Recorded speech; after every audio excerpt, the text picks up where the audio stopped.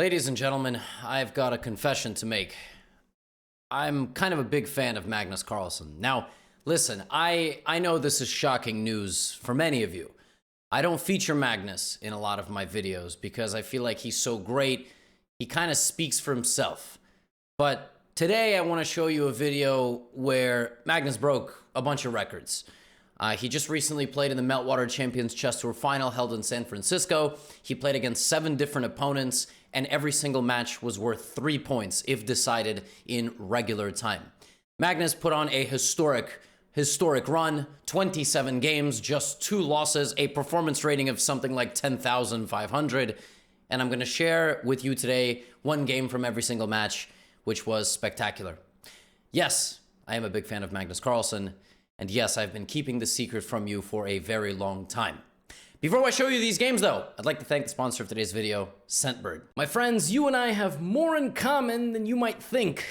For example, you love chess. I also love chess. You like to smell at your absolute best. And so do I. That's why I partnered with Scentbird. Scentbird is a fragrance subscription service that allows you to receive a small vial of your favorite scent every single month at a fraction of the price of a cologne that you may pay for at a department store. Literally just $17 compared to $50, $100, maybe $250. And the amazing folks at Scentbird sent me 3 of these vials this month. I received Luna Rosa from Prada, The Hedonist by Ex Nihilo. God, that one was hard to pronounce. And lastly, Percival by Parfum de Marly. My goodness, I don't think I'm fancy enough to be receiving these scents. Check this out, huh?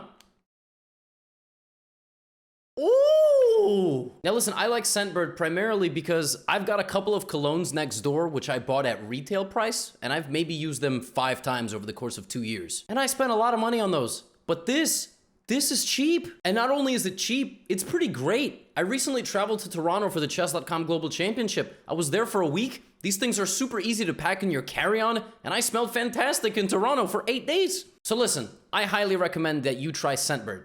To get started, you know the drill. Click the link in the description. And I've got a code for you. That's GothamChess. That will get you 55% off your first month of Scentbird. Oh, and by the way, actually, during the holiday season, Scentbird is offering 60% off. Not 55, but 60. You can use that link in the description to get 60% off. After December 5th, which is actually my birthday, you can go back to using my code and getting 55% off. And now that you're done smelling your best, let's jump into the video. We all know I'm a big fan of Magnus, and probably so are you. Now, he's about to take on 7 of his contemporaries, players that are considered right up there with him and on a good day could defeat him if perhaps something goes wrong. But statistically, he will be the favorite in every single matchup. Let's see how Magnus, in the opening round, this is the opening round of the Meltwater Champions Chess Tour, plays against Wesley. So Wesley is coming off. Do you remember what he's coming off of? He just won $200,000. Wesley so just picked up 200 grand. He just won the Chess.com Global Championship, which was a fully rapid event. So what happens in this match against Magnus? E4, E5. All right, Wesley does exactly what he did against Hikaru. He goes back to the trusty Berlin, and the only way it seems like to get an interesting position nowadays against the Berlin is to not play into the Berlin. But if you're going to play into the Berlin, you should play the anti-Berlin. You play the move d3, and what this does is it prevents black from capturing the pawn on e4. But this is a commitment, all right? This might not look like a commitment, but it is, because normally white in Spanishes wants to play c3 and d4. So by playing the move d3, well, you're probably not going to get to d4, right? It's like you want to drive somewhere 2 hours, and you want to crash at a hotel, but you stop somewhere 1 hour into it. You're not going to crash at the 2-hour hotel too, right? You stop somewhere in the middle, all right? Now you got to sleep there, all right? So bishop c5, and white has a lot of lines here. White can play this, preventing this, and enabling d4 in the future. White can castle. White can play a bunch of weird maneuvering moves that you don't understand but pretend to while you watch my videos. Don't lie, come on. It's a thing. You watch recaps, you're like, I get it. And then you go play chess and you lose. I've had those days too. I would finish a chess lesson with my coach. I'd be like, I'm pumped. I'm gonna go win some blitz games. And then I'd lose 4 games in a row. And I'd be like, why am I spending money on this game? And then I'd win 4 games in a row. And I'd be like, this is why I'm spending. Anyway, bishop c6, dc. And white is in fact playing for c3.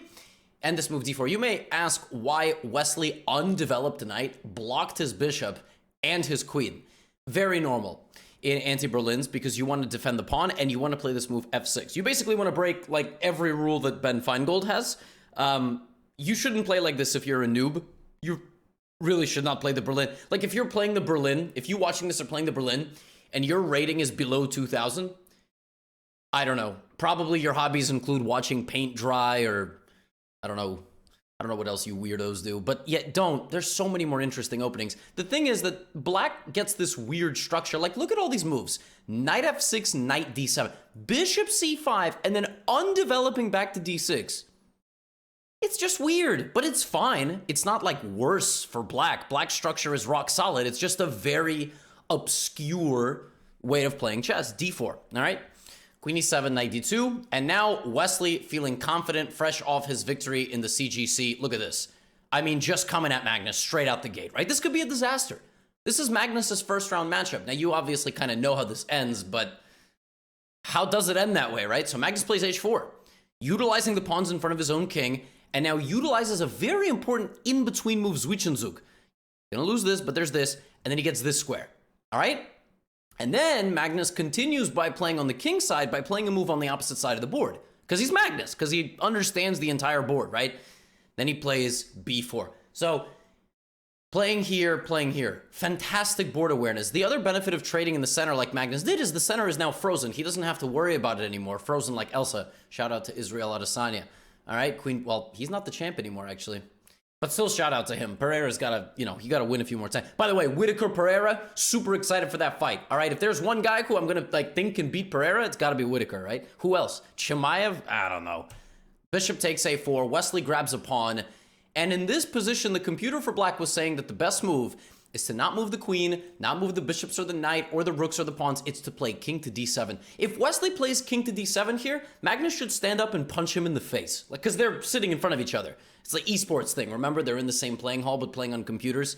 It's like some Black Mirror stuff, but hundreds of thousands of dollars and go into sponsoring it. Listen, this is chess now, okay?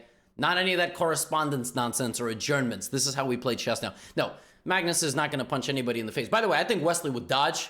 Like, I think if Magnus threw a punch, whoa, bah, like right over the top, like a little Dustin Poirier, like right, okay. Anyway, rook a6, bishop c6, and the players threaten us with a repetition of moves. But instead of a repetition of moves, we get here. Now, you might ask yourself, isn't this a free knight? And I may ask you, no. Continue the variation. A lot of things are under pressure, and queen to d5 is on the way. So that was the idea. And Magnus here just says, look, Wesley, this is awfully brave of you. Like, I'm not going to lie to you, boss. Super brave. But your king is very weak. And I'm going to very slowly move forward. And all I got to do is break this apart. This is the only thing holding your position together. In comes my knight. I'm grabbing this to go. Sauce on the side. Knight c7 is a fork. You can counterattack my queen. But hello, and the VIP ropes have been lifted for me. That king is about to get the beating of a lifetime. Queen to g5 on the way. That king has been abandoned. All the pieces went to the party. Left the king in the castle. Security guard is gone. Here comes the queen. Here comes the knight. Here comes the knight. And Magnus just ends the game in style. Take. Opening the door for his rook. Rook b7. Open that door, the back door. Rook ran in, and there you go. That's it. None of these pieces are going to get to this king. This king's safe on h2 in a bunker. This king wide open, and Wesley resigns. A beautiful first-round win for Magnus. Spectacular. Just great win, solid, and I think this was a massive boost of confidence, because if I had to pick one opponent in this entire event that Magnus was like, it was Wesley. Second opponent, maybe Prague, because he and Prague have had a bit of a rivalry back and forth, but it would only continue. Now, he also played against Arjun Erigaisi, very talented Indian player. I gotta feel bad for Arjun. Arjun had a rough tournament, and Arjun played all his games at like 3 in the morning, because I think the game started at 3 p.m. New York time? I could be wrong, and I probably am, which means they were at 12 in San Francisco, which means in India, it was like midnight or 1 o'clock when the round started. So Arjun was finishing every game at like 4 in the morning. Arjun played a Catalan against Magnus. Magnus played this line of check and a5. And by the way, I just made a separate video on Magnus playing the Catalan and how... did the microphone die for a second? That was very strange. Okay, I think it should be fine. My microphone like spazzed out there. Let me know in the comments if just now the microphone spazzed.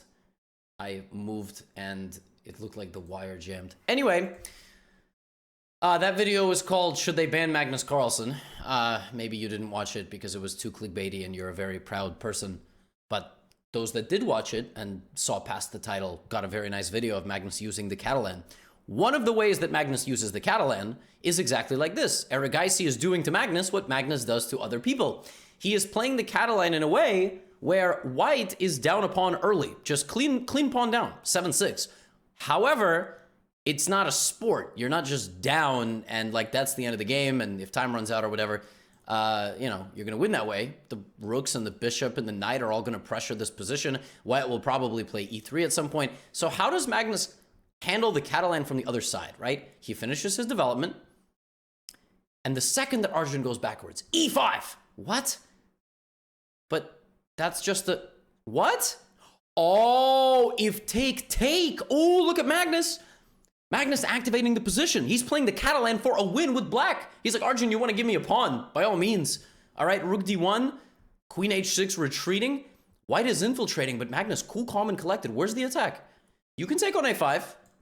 You're not wrong. That is a free pawn. But my next move is c5. We're going to trade some bishops. Equalizing. So we have this. Queen is still rotating around. And now b4, Magnus is like, listen, Arjun, you gave me 3-on-1. You could force me all the way back. You could take my pawn. I'm going to just simplify. h6. Come and get me. And Arjun's like, all right, I will. e4. Queen e5 in the center. Queen getting kicked around. e5 attacks the knight. Now look at this beautiful, well-timed shot. This is the counter of a lifetime. You can play knight d5 here with white and then get slowly suffocated with knight c5. No, e5 attacks the knight. c5, the understanding of the board geometry is spectacular. The knight is hanging, but so is the bishop. If you take my bishop, I will take the bishop back and attack your queen. All in the meantime, my knight is surviving the danger. Arjun has to go here and then take this. But that move is such a shock to him, he takes the knight instead. Bishop takes f3, pawn takes g7, counterattacking the rook. Magnus slides the rook out of the way, using the pawn as an umbrella pawn for his king. Rook e1, and now a beautifully well-timed queen trade. This is going to be a draw. Gonna be a draw. Arjun is up a pawn in an endgame, but the momentum is suddenly on Magnus's side, who brings his c-pawn forward, and forward again, and brings the rook, and wait a minute, suddenly it's Erigaisi who's fighting for his life. The pawn is suffocating his position. The knight is still going for the king, but there's nothing to go for. Rook b1, bishop d1, cuts the connection between the rooks. Magnus has snuck up, cut the power lines, there is no more electricity, and he's gonna get in, and get in he does, as the white position perishes in a blaze. And Magnus, from the depths of nothingness, emerges the winner. Look at this unreal turn of events. All he needed was one pawn. Boop, boop. Down to c2, rook b1, and the power line cut. Bishop d1, a brutal move. A brutal move. This all started because right here, Arjun felt like the game was his. And Magnus lashed out with this incredible move. c5, the pawn goes through 3 lines of danger. It's completely hanging. Every piece in the white position sees it, but nobody is able to take it. And Arjun doesn't react the right way and he goes down. So Magnus winning games in a variety of styles. Now, anytime... What happened here? Magnus doesn't have a profile photo? All right, I guess this is... Did I just forget to give him a profile photo? That's kind of embarrassing. Well, I gotta go here. A lot of things happening in today's recap. All right, there you go, Magnus. He lost everything in this one. I don't know. That was weird. All right, there you go. Terrific. Okay. Anytime Magnus plays Shahryar, they come to fight. Like it's a match made in heaven. So this one begins with a deadly symmetrical center position and everything, and then they've played like this before. Magnus is offering Mamidyarov a pawn. Okay. He's offering him a pawn for the entire center, and he knows Mamidyarov will accept. He knows Mamidyarov will happily go for this position because it's imbalanced. This is very much Mamidyarov's playing style. A5 on the board as well, taking as much space as possible. Last game, we saw kind of a structure that looked like this. Black had this 3-on-1. This is incorrect now because Black would very quickly fight on the diagonal. In this game, Magnus built up a big center, and basically White is going to move one of these 2 pawns forward and try to win. All right, there it is. Now, the move knight bd7 is apparently incorrect. Apparently, black has to avoid being in the center when the center comes knocking. Knight d7 is incorrect, and now d5 makes the position super spicy. Magnus disregards the pawn, attacks the knight instead. If the knight moves, then I will take both these pawns and this one. So the whole black center will fall. So we have this counterattack.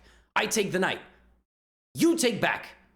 So Shahryar has all 8 pawns. Magnus has 5. 8 minus 5, 3. But Magnus has an extra knight. 3. 3 equals 3. Right? I think. Equals 3. Wow, remember that show, Ray William Johnson?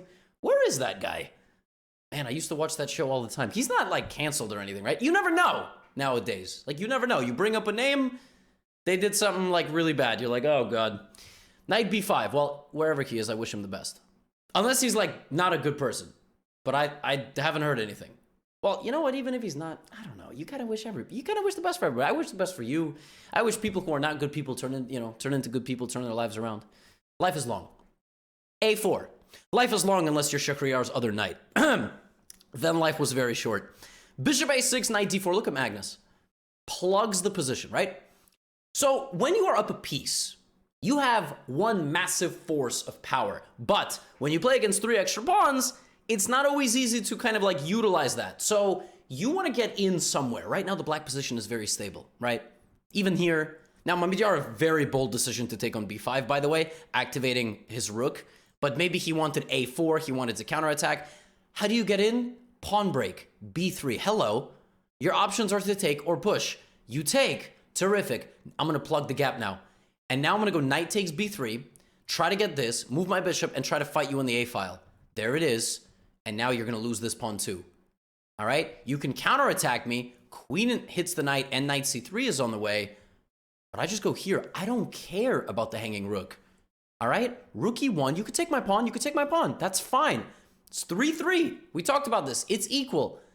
But this is not equal. Because now I'm grabbing a pawn. You're still split here. Counterattack. And at the end of the day, the more pieces that get traded, the better it's going to be for the guy that's up the piece. It could be a piece and 2 pawns versus 5 pawns. Winnable. All right? The more pieces that you have at some point, the better it's going to be. You don't want to trade every piece. All right? Knight and 2 pawns versus, that's not... But with rooks and all the other pieces on the board, pieces get strength in numbers, which is, I'm pretty sure, Golden State Warriors' motto. And you see here, Magnus just coordinates the pieces. And Mamedyarov actually just... I guess, I don't know if he lost on time in this position, or if he resigned. I kind of doubt that he resigned, but rook a6 is coming, and the game would have, I suppose, gone on, but that's the end of the game. And a very convincing win. Yeah. So, 3 up, 3 down.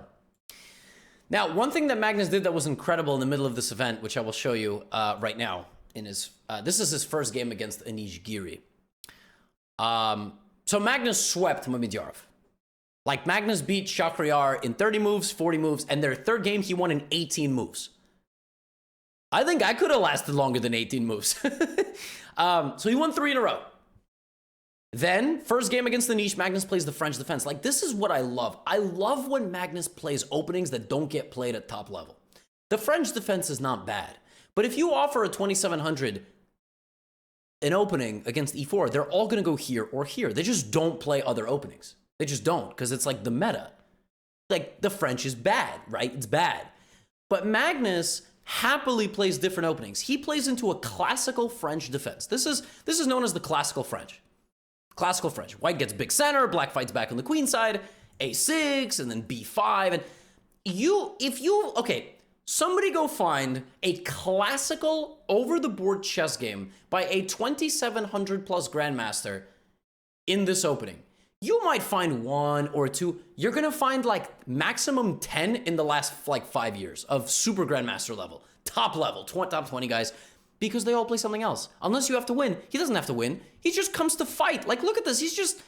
The computer's like, the French is better for white. And Magnus is like, all right, so show me. Look at this. I mean, he is just showing up to fight. Knight back to d1, rook b8. The queenside assault is well on the way. Castles by Anish. Magnus shuts the door. c4 now. a4. Anish shuts the door right back. Bishop e7 developing. Queen e1, looking to meet over here. Magnus is like, hi, b3. You want to trade some queens? You want to trade some queens, or what are you going to do? You're going to plug the position? All right, we're plugging. But if we're plugging the position, this is going to be weak. Knight b6, knight a4 could be a thing. Knight b6, Magnus is leaving the rest of the pieces over here. Now, in order to refute play like this, you oftentimes need to get aggressive and hostile. And that's slightly not the, I would say, the playing style, let's say, of Anish Giri. All right? Anish is a surgeon. He will keep things under control. He will push forward in a calculated manner. But Magnus is forcing him to attack him. Knight h4, queen g3. He's having f5. Anish sacrifices a pawn. Sacrifices a pawn, opens up the attack, g6. Magnus defending. Here comes bishop g5. Black doesn't have any time to take this pawn. You take this pawn, you're actually poisoning yourself. All right, it's the forbidden fruit. All right, so bishop to e6, bishop to f6. Anish is attacking, takes. Now the queen is activated. All right, knight is activated. Rook is going to come to the e file. Magnus, best moves, retreats. A few moves ago, Magnus played this move, inviting the attack. As the attack roared forward, Magnus said, that was a nice attacking effort. Now I'm going to come backwards. Where is your attack? Prove it. Knight g5, prove it. Let's go. Prove that you're attacking me. Knight f8, only move. Everything is guarded. Queen e7, queen e6. Anish suddenly realizes, wait a minute, I got nothing here. This is insane. How did he make me do that? I'm just going to sack this bishop. I'm going to sack this bishop to get my knight into the game. Knight c4 or rook e1 and d5. Let's go. Magnus retreats, brings everything back. The most savage reversal of all time. Like, threw the punch, the counter came, he ducked under, boom. Knight c4 and king f7. There's nothing. When you attack a king, you need 2 more attacking pieces than there are defenders. That's what I say, +2. He doesn't have that. He is attacking a squad. He went over there to fight, and he realized he didn't bring enough backup. He could attack and attack and attack, and the black king is dead safe. Completely safe. Anish tries his best, but Magnus, too solid, just closes everything off. Knight f7, rook d8, and f3. Throws the counter right back. That is mate on the way. And if you back up for a second, you take your eyes off your knight, f3, and Anish resigned. This win was part of a 7-game winning streak. Magnus at some point won 7 games in a row. He swept Anish and Shach 6-0. 3-0 against Shach, 3-0 against Giri. I mean, these are his contemporaries. I mean, it doesn't look like he breaks a sweat sometimes. It's absurd, all right? Now, in his next matchup, he was paired up against Le Quang Liam. Le Quang Liam, very strong player from Vietnam, just a spectacular player. And Liam was the only player that took Magnus to the playoffs. Not just in the Rapid, they went to a Blitz, and then they went to an Armageddon, all right? Well, I mean, Magnus still in this match was just unreal. So he let Liam play, not he let him, but this was kind of a sideline variation of what we call an open Spanish. And from an early stage of the game, White has a very pleasant position, but Liam is a very good defender. And he knows when to go backwards. He knows how to anticipate his opponent's threats. But sometimes you cannot, like, you can anticipate everything against Magnus, and Magnus will still push forward, and you'll realize, wait a minute, this is more difficult than I thought. So bishop d6, and Magnus gets this position. Okay, from here. Little bit of queenside pressure, a little bit of e-file pressure, but black is very solid. Every weakness is plugged. Every pawn weakness is accounted for by the queen. And now Liam starts a counterattack. All right, he makes Magnus take, plays rook b8, and forces this position. And plays here. Queen a5, targets this, can't guard everything. All right, queen e3, takes back on b5. Looks like Liam is now calling the shots. He's like, Magnus, look at me. I'm the captain now. And then here's something very strange happens. Knight to d2. He's like, Liam, you can take this. Liam's like, but if I take it, you're going to play rook b1. Right? So Liam doesn't have to take. But if he doesn't take, like, let's say, the thing is, I don't know what he plays. Like, let's say he plays queen a4. I don't know why he would play queen a4. Knight e4, right? And this is weak. And if Liam plays f5, stopping knight e4, which would attack this, then there's b3. You lose the chance to take that. Then I'm going to go here. Then I'm still going to take. So Liam's like, all right, I see some future practical difficulties. So I'm going to take, and I'm going to sack my queen and go king f7. And I think I have a fortress. There is no way for Magnus to win this pawn. There's just no way. And if he wins that pawn, I'll win this pawn. And 3-3 is a fortress. I have rook and knight, okay? Watch how Magnus, like, look at this. Liam's just like, I have a defensive fortress. You cannot break through this position. He's not wrong, right? f4. Queen c8, rook e7, queen c6, knight f4. Liam could, in this position, consider just going back to f8, but I think he didn't like potentially getting completely restricted here. But I don't know. All right? Liam tries to simplify the position. Magnus, h4, asking questions. All right? Now h5. You can take my pawn with check. You can do this. But after this, your king suddenly is left alone with the queen, and it's only going to be bad news, and the king didn't pay per hour. All right? King g7, queen c5. All Magnus needs is one pawn, and that pawn starts moving, and the queen is assisting, and the king is forced out. But look at this. d7. The knight is pinned to the rook. The rook can give checks, but it doesn't matter. The rook can give checks, but it doesn't matter. The king is running out of squares, but at the end of the day, it's check. It's queen takes h7, and Magnus, queen e8, understands that the king is wide open, but there's nothing. There's no threats at all. King walks back to his home square, and Liam resigns. Brutal. This is hanging. This is hanging. Just when you think you can breathe a sigh of relief, you can't. Like, you just can't breathe a sigh of relief ever against Magnus. The game will go on. It's going to go on and on and on until there is a verdict. Now, Liam was the only player in the entire event to actually beat Magnus. Isn't that nuts? Magnus played 7 dudes. Only one guy was able to beat him, and he beat him twice. He beat him in the Rapid, he beat him once in the Blitz, but ultimately Magnus won that match. And he didn't get the full 3 points, but he got 2 out of 3. All right? How about against Prague? This has been a massive rivalry the entire season. Prague might even have a winning record against Magnus. Well, this time Magnus plays the Caro. All right? Prague plays the aggressive h4, and then bishop to d3. Magnus gives a check and plays knight h6, knight f5, playing on the light squares. It's a very imbalanced position. Knight b3 attacks the queen. Queen offers an exchange. White avoids the exchange because he doesn't want to help black. c5. a4 attacks Magnus's queen, and then takes on c5. Because you can just take on c5, but you can also improve your position first, and then take. So it's a slight improvement. Could use it for a queenside expansion in the future. Here comes this.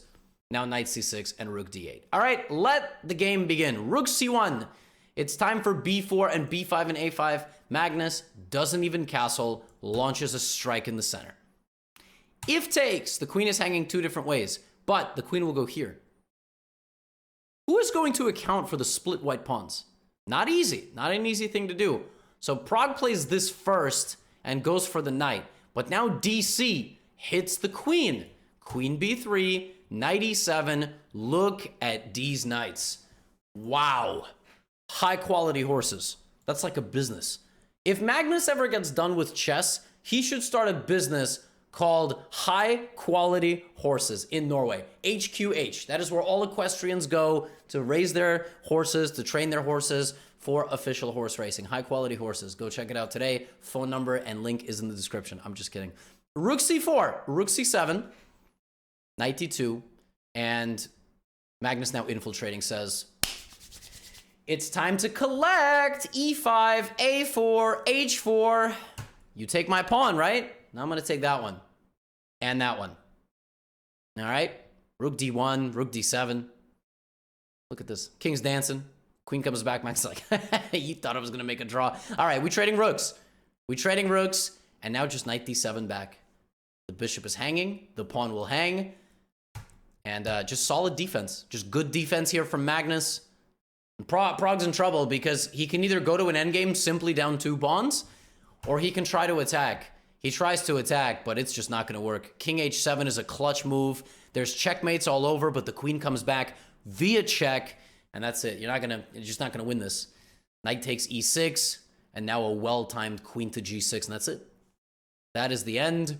Queen guards the king, and that's all she wrote. Now, of course, we might lose this position, but Magnus is Magnus. He will not lose. He wins the pawns that are necessary. He keeps one pawn on. It's very important he keeps one pawn on. Otherwise, it could be a draw. Gives a lot of checks. Does prog, but that's it. Queen blocks. Pawn defended. You trade queens. If you don't, you get mated. And prog resigns. Prog resigns because this is just winning for black. The pawn is defended by the knight. King can't take the knight. Pawn will go. Magnus makes a convincing victory against his rival. And last but not least, it was young Krzysztof Duda. That game was halfway done. That was weird. I guess I was playing through it. Didn't spoil anything, though. Position was complicated. Now, if you had the patience to make it this far in the video, what you're about to see is just a spectacular performance. I mean, like, I know you're already watching, right? You're probably like, wow, this is great. No, this was unbelievable. So Magnus plays a kind of accelerated King's Indian, and then he takes on c3. This is sort of like the beef eater. Yes, that's a real opening. That's just not something you call your friend in a Call of Duty lobby. God, that was such a funny joke. Bishop d3, knight d7.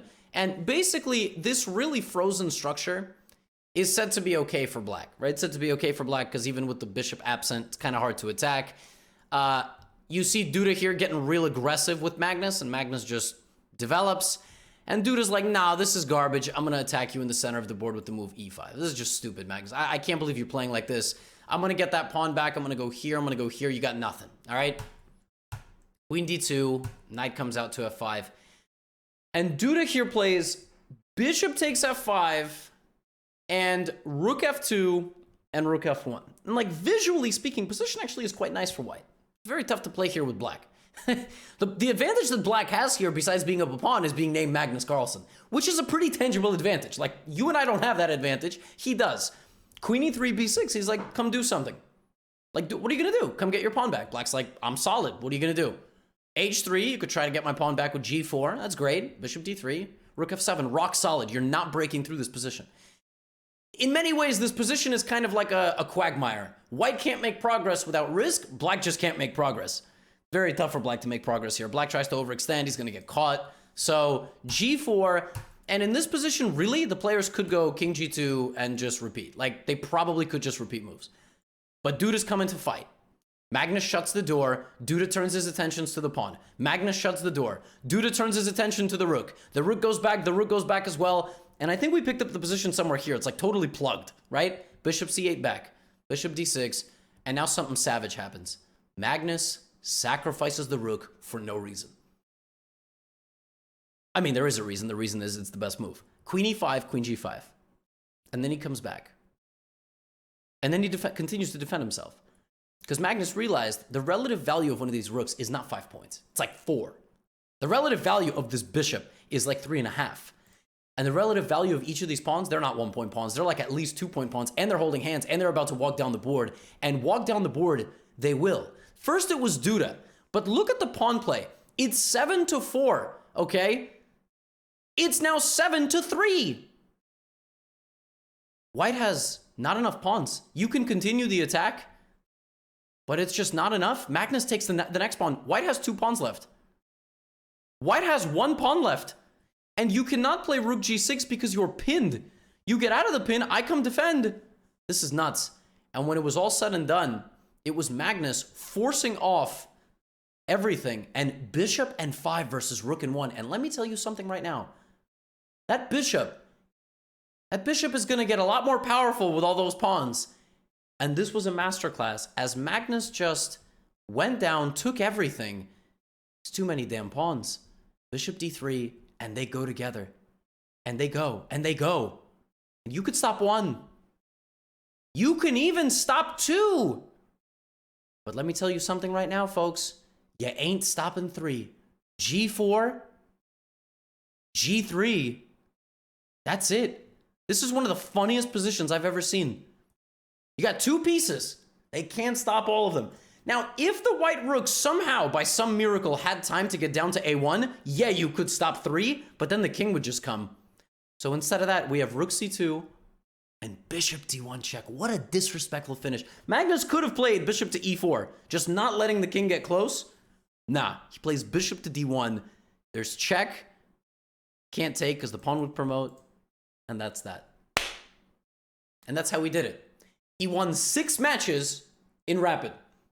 That's 18 points. He won one match in an Armageddon. That's 20 out of a possible 21. He was nearly perfect. I mean, what more do we want? Like, it's not close. It's really not close. It really feels like the only man sometimes who can stand up to Magnus, at least in Rapid and Blitz and all this, seems like Hikaru, and he wasn't there. So, huge congratulations to Magnus, who wins the Meltwater Champions Chess Tour with not just one round to spare in the finals, but an entire event. Like, they did not even have to play this event, and he would have won. The runner-up, though, was Wesley So. Wesley was amazing. Wesley was amazing in this in the Meltwater Tour, and he also got he was second place in the Meltwater Tour. He was first in the Chess.com Global Championship. So Wesley's definitely in the top 5 right now in player form. Folks, friendly reminder, we were sponsored this video by Scentbird. Link is in the description. From November 20th to December 5th. You're getting 60% off, and you could just use my code to get 55% off outside of that sale period. That's all. I'll see you in the next video. Get out of here.